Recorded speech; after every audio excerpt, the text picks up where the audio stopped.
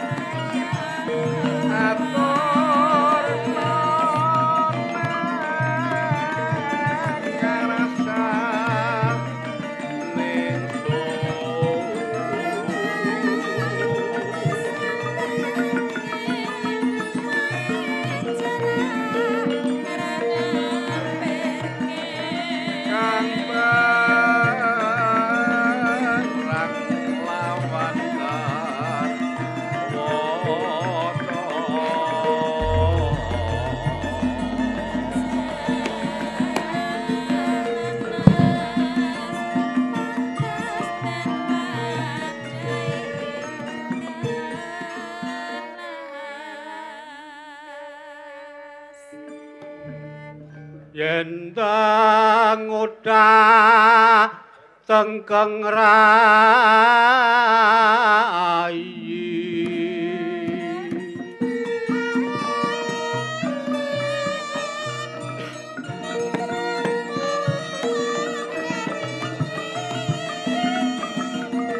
sowan kula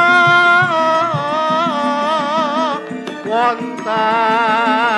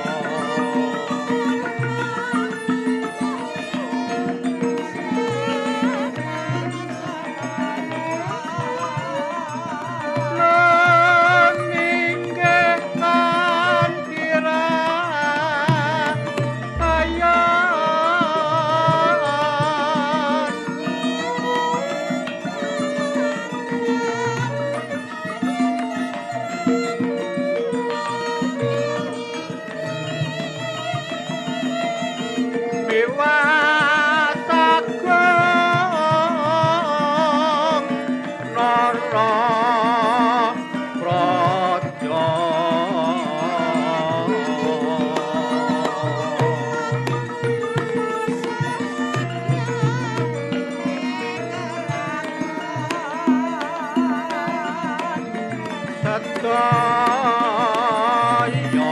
tansah sumewa.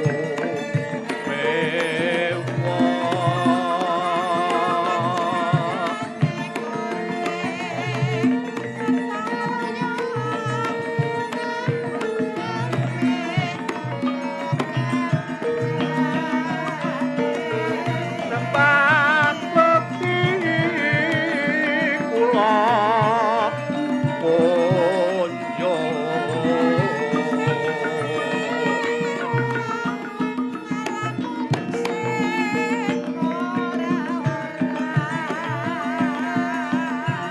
Wonten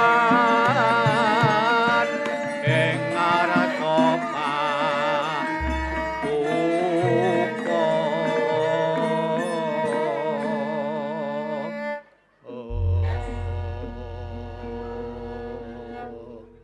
Dimas kadangipun Kakang Kelana Sambega. Kula Kang Mas Klono. Kanthi cetha lan trawaja anggonmu ngaturake sowanmu ora ana alangan sawiji apa. Kadangipun Kakang Dimas. Iki sing sowan sapa wae? Para Kadang Senopati Tumenggung sedaya sami sowan wonten ngersa dalem Kang Mas Prabu Klono Sampuja. Patih Guna Saranta sowan. Menika Patih Guna Saranta. Nah, anggere sliramu guyu, aku nyawang kowe kaya wong ngilo. Ki jumbo. Lair lan batinmu karo aku ki jumbo. Urip-uripmu ki ning donya bunga, ngono ta. Piye? Patih Guna Saranta, aku mundhut tunjuk palapuramu.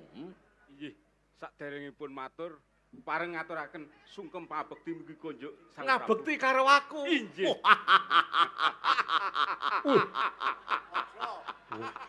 Edan. Wah. Ya, bektimu tak tampa. Puja pangestawaku tanpa nono. Kula pundi Sang Prabu? Aja ming mantruk-mantruk. Kula pundi Sang Prabu? Mugi-mugi ndadosna jejimat sadangunipun kula nderek swita wonten ngaso dalem. Kowe mepundi aku? Inggih. Sing tak pupundi apane? Apane, Nggung? Patih lho iki kowe.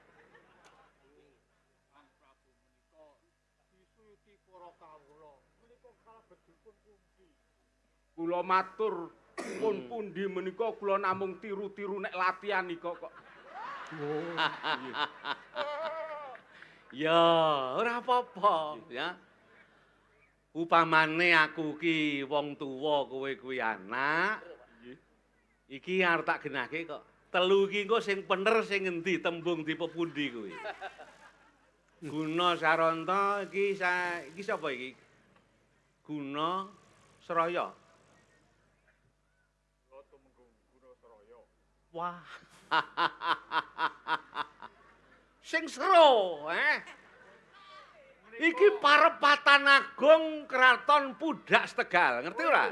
Nyuwun pangapunten awit menika lagi error. Kepara rada maju sowanmu. Oh nggih sendika. Guna Saraya.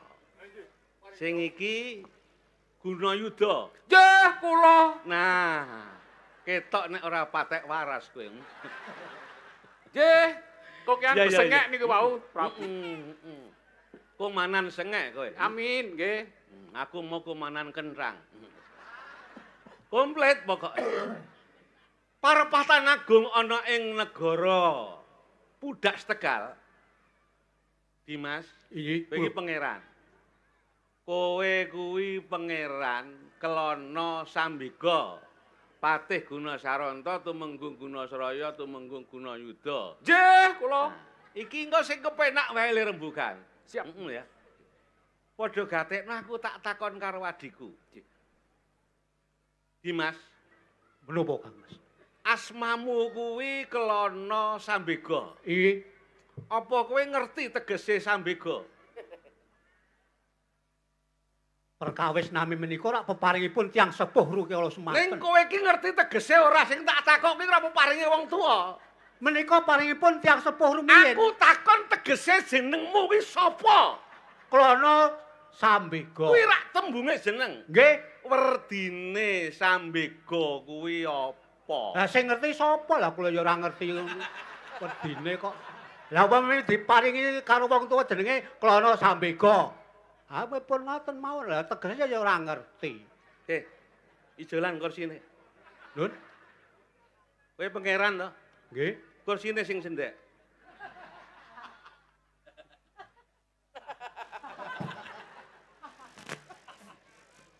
Nah, ketok nek aku ki ratu. Bodho nanggere abang kuwi ratu. Nggih. Abang kuwi ratu, nek pinggire ana putihe kuwi kenci. Woi. Panjenengan kok warna-warna. Ayo saiki ngrembug sing ketemu nalar. Kowe padha ngerti ya. Sambega kuwi cacahe ana 3. Sambega, Sambegana, Sambekala. Wong tuwa-tuwa do ngandhani putune. Tak dongake ya Le supaya lungamu saka ngomah ngene tekan ngendi sing tok ener kuwi kalis ing Sambekala, Sambegana lan Sambega. Sambega, Sambegana, Sambekala kuwi bangsaning Demit. Wih,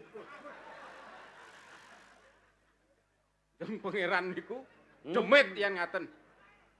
Demit.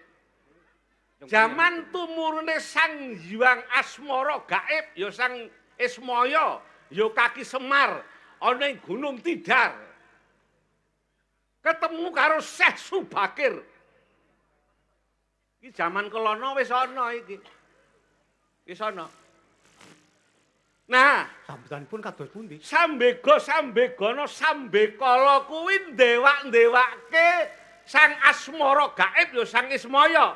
Monggo kuwi bangsaning Demit, Sang Hyang Ismaya disembah-sembah ing jaman semono. Kabeh para manungsa tanah Jawa uripe bebarengan karo Demit. Ngerti? Kuwi aja ming klomat-klamet kaya wong jagon bayen. Iki. Lah, Kang Mas. Kenging menapa kok kula dipun paringi asma Klana Sambega? Mergo mripatmu ki mripat Demit. Oh. Nah, iki do ngerti ya. Nek Sambekala kuwi kalebu sambang. Sambang kuwi begal. Begalaning laku kala kuwi wektu. Sak wektune kowe lunga saka omah, aja nganti kena pambegalaning Sambekala, Sambegana lan Sambega. Iki dongane wong tuwa ngono. Ngerti ora? Dados Sambega menika klebet sae. Sae-sae ning Demit. Nggih perkawis Demit setan menika rak klebet sae kula. Apik. Nah, ape kok aku ki ape ora njur. Lemu gelem sowanan ki nek sowanan gedhe ngene iki. Ning nek sowanan cilik-cilikan mangkat kowe ora pamit wae ora. Bareng digenahke wangsalamu nembe gering. Ki lho. Lah estu menika kula. Tenan. Nggih kula niku. Nek wis mari ta. Sampun, sampun. Aja dibaleni gering meneh. Kula atos-atos benjingipun menika. Guna Saranta. Inggih kula Sang Prabu. Wiwit kuwi iki ora nyebal saka lakon kuwi ora. Ning kowe do ngerti ya, nek jaman semono tanah Jawa kuwi peranganing petungan separo uriping menungso bebarengan karo Demit, karo setan. Sakwise teka Syekh Subakir pasang tumbal, papat cacahe. Sing pojok kono ditanduri duk utawa tapas sing aren. Sing pojok kono ditanduri suket alang-alang. Sing pojok kono ditanduri uyah. Sing pojok kono ditanduri wit sing banget wigati. Yaiku jenenge wit andunga. sanepaning tembung kuwi. Kok do meneng wae kowe? Boten. Panjenengan kok Ya. ngertos saestu menika kados pundi? Duk, tegese kuwi sanepa? Ngajari karo anak putu tanah Jawa kabeh. Duk rikala kena alangan, suket alang-alang. Wit andong, kowe wiwita andunga sarem uyah supaya ora kesasar entuk pemarem. Ki lho. Demit sing ora kuat kena tumbal tanah Jawa dening Syekh Subakir sakiwa tengene Gunung Merapi padha ambyur ning segara kidul. Mas menika Sapa sing sok ngidul? Kowe to. pun prei kok pun. Gunung Saranta sok ngidul kowe ya. Nah, Lo tampil iki Nah. munggung niki kok nggih. heeh. Nah iki Boten menapa-menapa to Sang Prabu. Ora apa-apa. Idul menika sae to. ning nomor 1 ning Parangkusumo. Kowe kudu ngerti aja mung waton mangkat, waton budal. Kowe duwe niat, duwe pikiran ning ora ngerti. Jluntrunge ora ngerti tegese, ora ngerti werdine. Parang kuwi senjata. Kusuma kuwi kembang. Wong urip iki arep ngrembaka, nek arep berkembang kudu duwe senjata. Ilmu, kepinteran, keterampilan, srawung sing apik, nata kanca sing becik. Kabeh padha ngarani nek guna Saranta kuwi guna pinter, Saranta kuwi sarenti, wonge sabar, ngendikani dawuhing ratu. Kagek ngerti saiki to? Boten nyuwun sewu Kang Mas. Nah, Panjenengan kok buat lemu beguru ning areng-areng gunung ampak-ampak entuk ilmu apa kowe? dan blas mboten entuk napa-napa. Nah. Latihan dadi batur kowe kok kowe ngoyo-yo. panjenengan kok Iki aja ngrungokno ngrungokno ta. itu menika Iki penting. menawa panjenengan asring ngidul Kang Mas. Kok ngertos saestu dununge wonten Parangkusuma menika panjenengan kok asring ngidul menawa. Ora mung asring sadurunge aku dadi ratu ning kono dadi keamanan. Oh. Nggih. Lajeng werdinipun kembang menika napa? Kembang kuwi Puspita kuwi kembang. Tembunge saiki anak putumu nek uripe bakal iso berkembang. Kuwi sangonana senjata, senjata ki ilmu. Nah, nyun sewu. Napa bedane ilmu kalian ngelmu? Nek ilmu ki mung tulisane, ilmu karo ilmu ki padha. Nek kowe arep takon tak ajari. Ha pripun? Napa bedane ngelmu kalih kawruh? Nggih. Kuwi agek mentes pertanyaanmu. Wah. Menawi nyun sewu, Heeh. ilmu ngelwu kawruh. Napa bedane kawruh kalih pangerti? Ilmu Nggih. kuwi tembung. Ngelmu ki sakwise disinau. Ah. Le dadi ngelmu kuwi kowe ngawruhi tetembungan ilmu. Nek kowe ngrungokke apa sing tak dongengke saiki, sesuk kowe genti ndongengke karo wong liya, kuwi wujuding kawruh. Ning nek sing tak dongengke saiki tok lakoni kuwi ngelmu. Ngaten nggih. Ora, dong urung.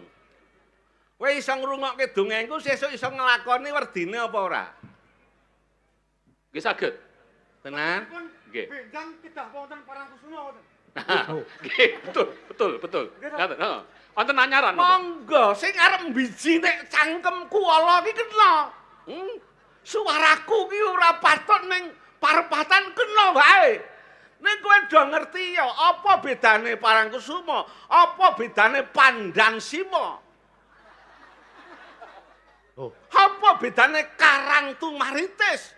Kowe do apal nglakokke turun panggung ngendi-endi. Nek tak takoni werdine blangkemen kowe.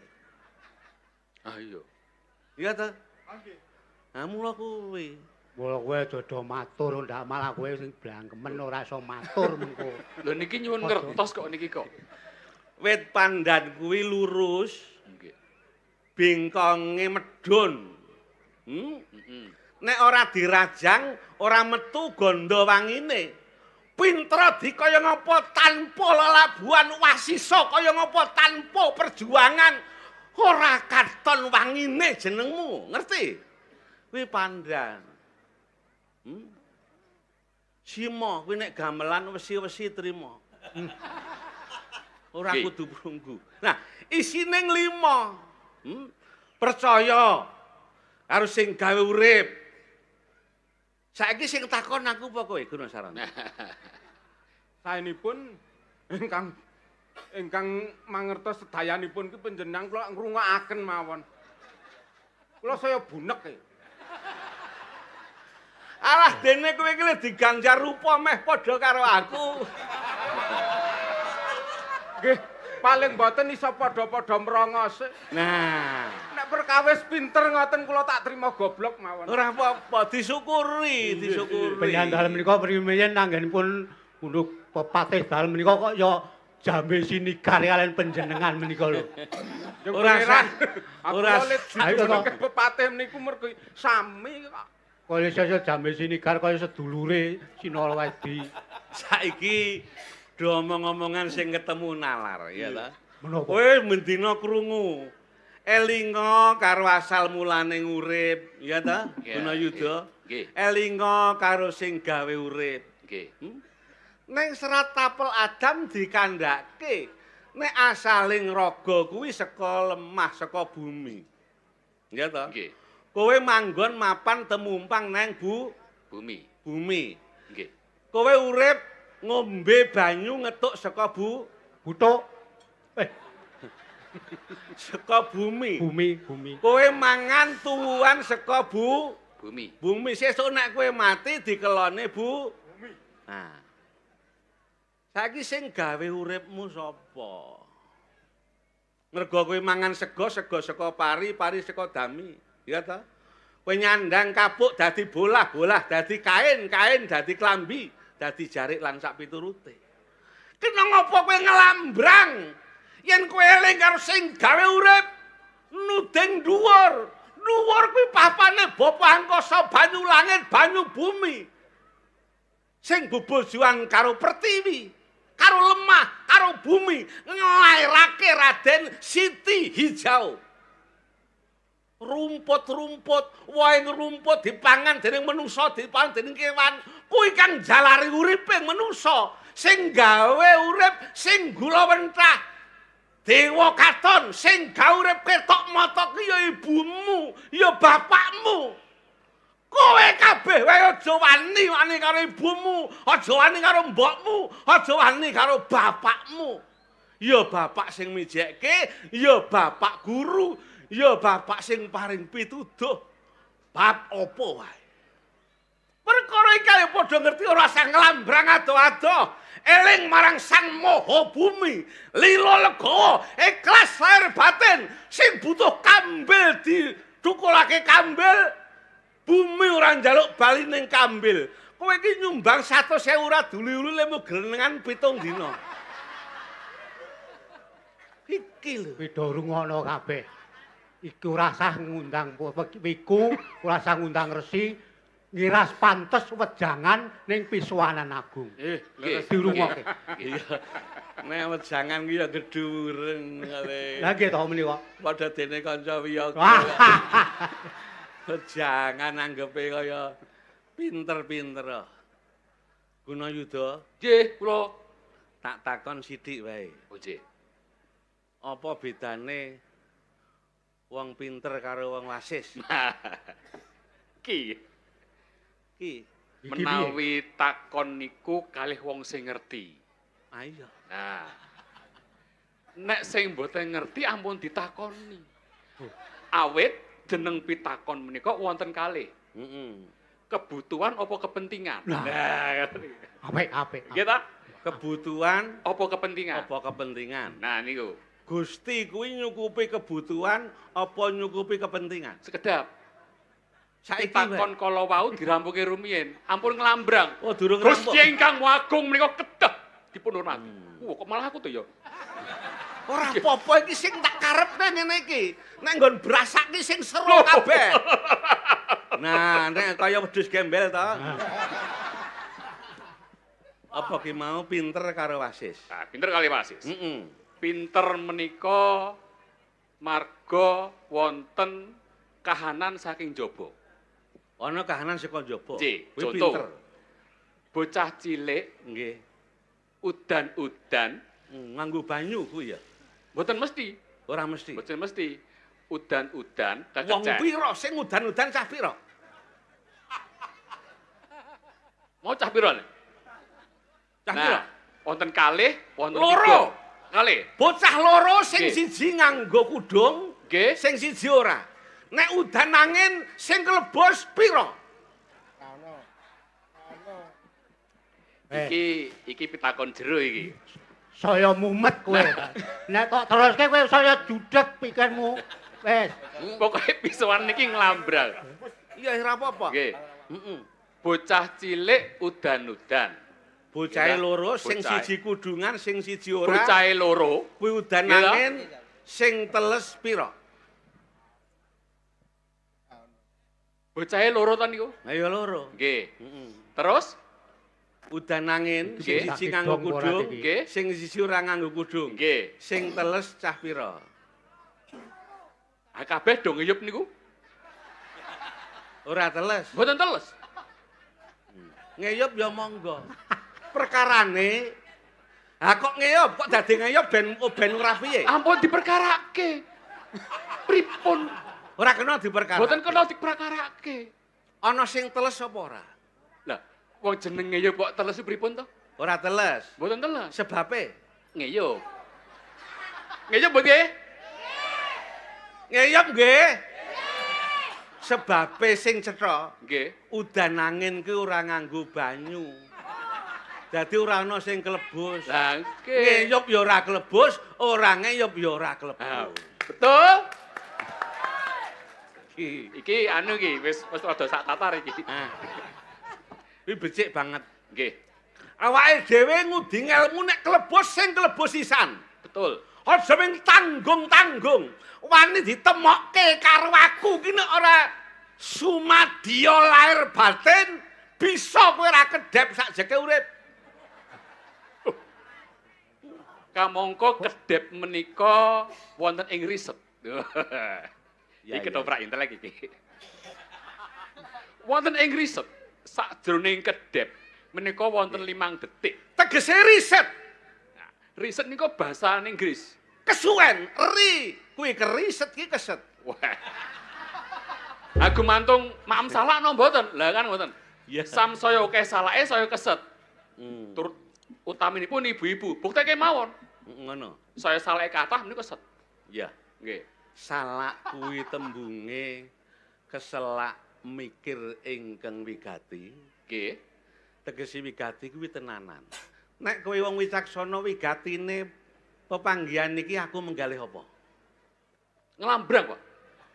Nglambrang meneh. Lho, niki nglambrang. Amargi pasewakan kala wau menika ngalor, ngidul, ngetan, ngulon. Jluntrungipun wonten pundi? Kamangka kula sedaya kathah gawean. Kene. Ngadeg ora apa-apa. Lho, nyun Ora sewu. kudu linggo.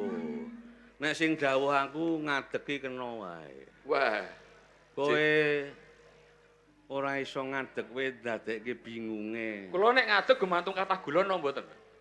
Nek kathah gulane mboten ngadeg. Ngono. Nggih. Kowe iki ayu apa bagus?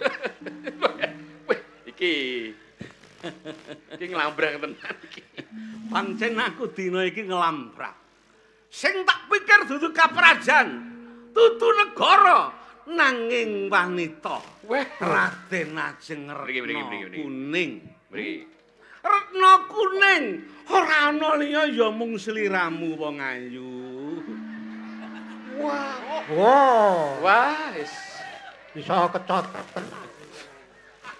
Gusti Prabu, Heeh. ampun dolanan wanita. Wanita menika kedah pun hormati. Menawi sampun cekap setunggal, nggih sampun. Kang Kadulu. piye?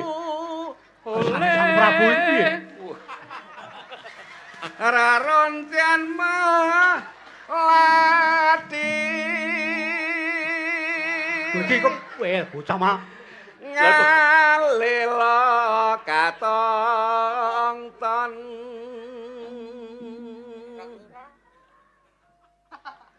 Rina kowe aja edan kowe iki tansah Sang Prabu kowe mau Wah, melu gegleng himpe Ahmad Prabu Gusti, atur emut kelenggah ingkang atur emut. pepuntone pantes digu kersane lagi Nyebat Retno Kuning. Retno kuning iki sapa? Lah tulung Kula mboten ngertos lho, Pak. wong manis Alembono karo wanita suliste ing wani. ingkang mawe uyuh Oh, nandang uyung, kayuyun karo Oh, wanita, kayuyun, kayuyun nggih, wanita. nggih. Kula aturi lenggah ingkang prayogi. raras rumeng Ah, Mas, swarani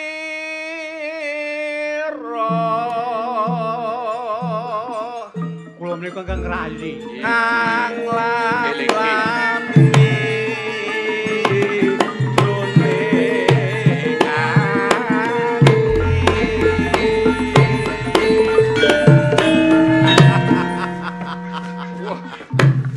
Rasane kecing napa kaya growol? Kaya growol piye aku ki redeg e itu. Saron kong nuting wi Rama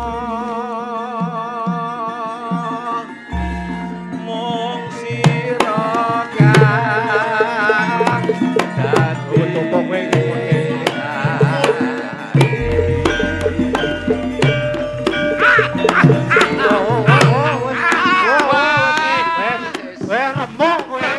remuk kowe guna sarata remuk kowe. Sang Prabu jebul panjenengan menika monggo kula aturi lenggah kula. kowe tak giring-giring kowe tak kalang-kalang ora ngerti batinku yen aku mikir Retno Kuning. Kowe tak jak geguyon, kowe tak jak ngandhake sing ora-ora. Tanggung nglipur atiku, tanggung nglipur pikirku sing gandrung-gandrung kapirangu. Aduh buntu utekmu kowe. Lho. Nggih. Sinten ingkang mertos? Kula menika sampun mboten duwe utek kok malah diutek-utek niku pripun? Mboten diutek kula niku. Besok tak tukokke. Amin. Nggih. So ya. Kula aturi emut. Mas Prabu kula aturi emut. Nang kuwi sapa wae nek agek gandrung karo wong wadon wis. Guneman tekan ngendi-endi selarah-larah. Tekan demit tekan setan. Tekan bab-bab sing ora migunani tumrape wong urip kang piguna ing jagat. Namung Rekoso. imut Gus Prabu. Reka sambene ngemutke Kang Prabu Klana Raja. Hati hati malipir pernah ekar noti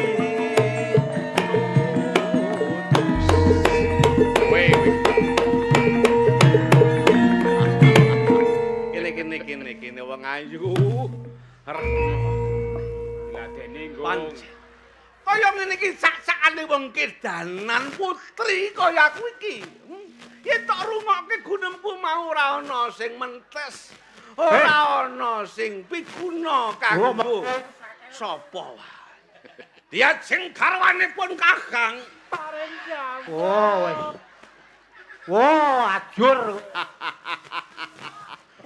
kowe Retno Kuning. Nggih, dalem Retno Kuning Sang Prabu. Retno Kuning tenan. Nggih, estu. Hayu.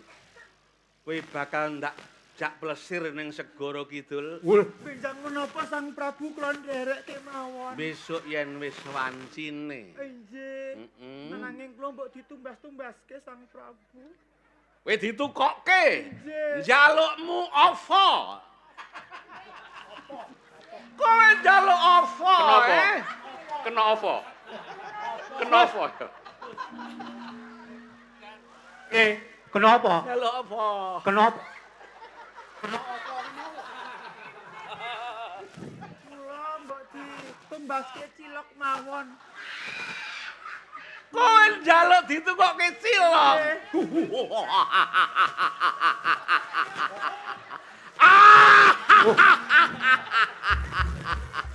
Wis ora sadus. Kowe bakal tak tukokke apa penjalukmu? Nggih. Cilok. Sing gedene sak kambil. Nggih mengke mboten sedeng anggen kula dahar. Ora sedeng Nggih. ditelateni ya. Niku cilok napa kambil. Aja tok curut-curuti saos utawa kecap. Kesuwen. Ingkang sae Hand body.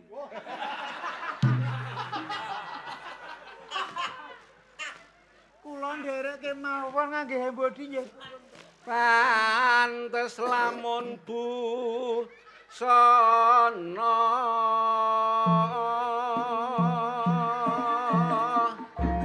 tanono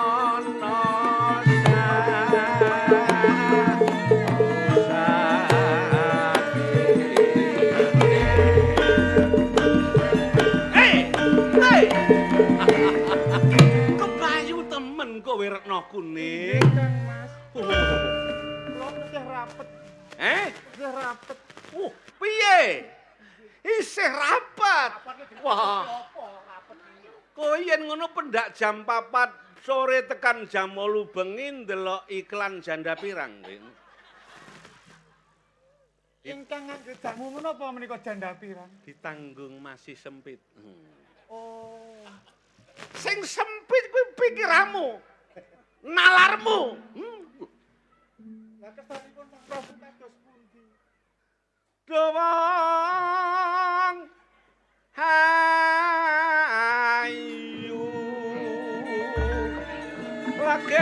Sampun, Doro.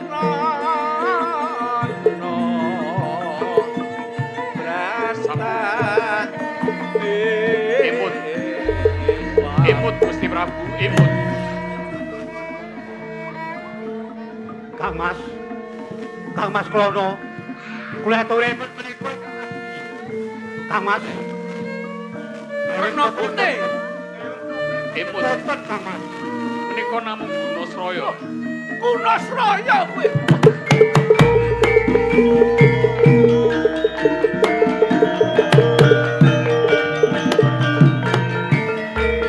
Panungsmaning jajalanan panjalan maning iblis.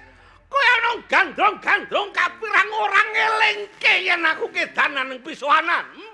Kaya wong edan ginawe barongan unggang jaran sakarepe dhewe.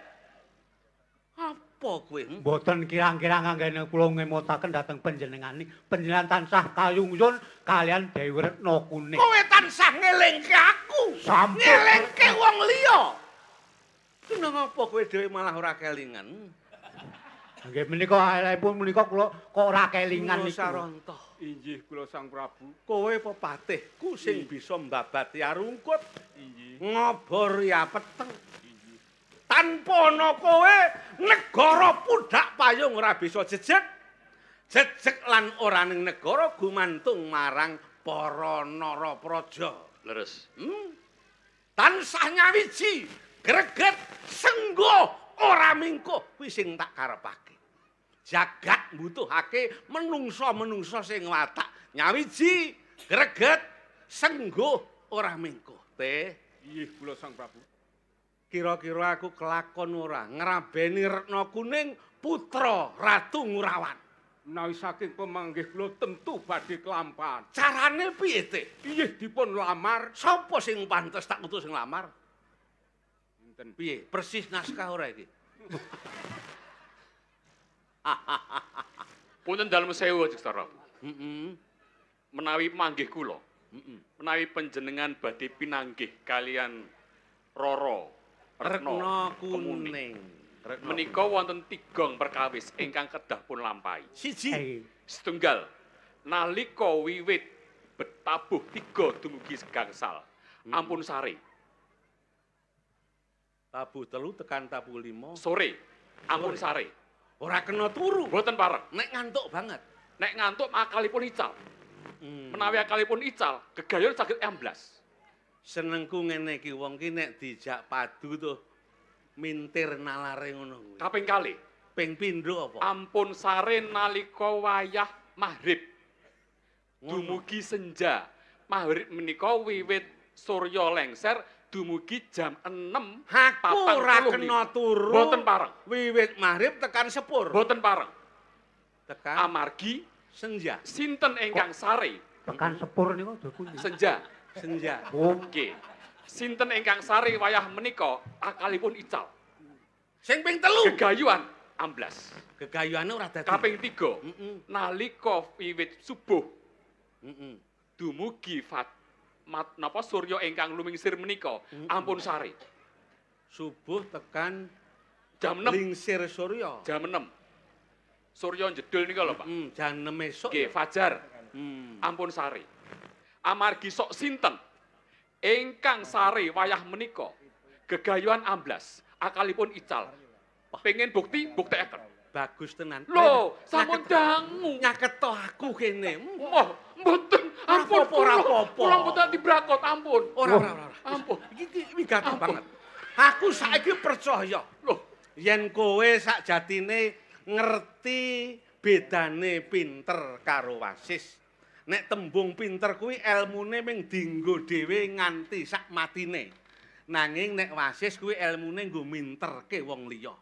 Najan aku gerang, aku tuwa, nanging rumangsane nek elmune dhuwur kowe, kawruhe bebles kowe. Tumeng.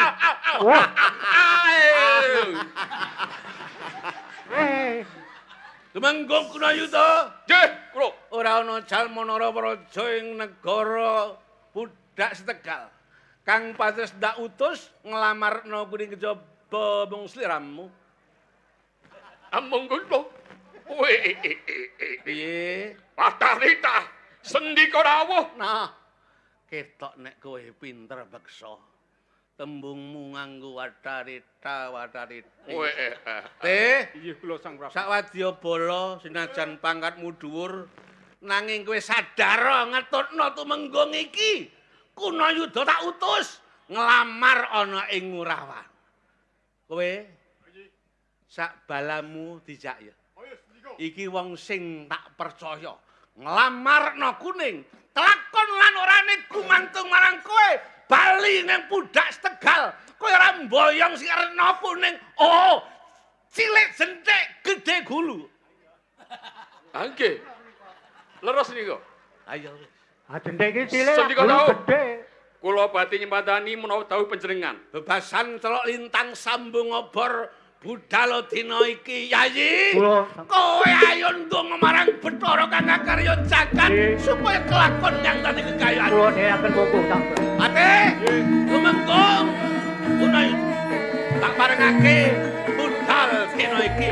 Setiting hati-hati, mangkat selamat, mulih selamat, mangkat selamat, mulih selamat, mangkat selamat, mulih selamat.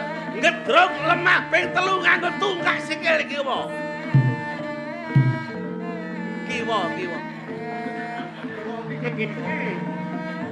Sendika rawuh. Budal.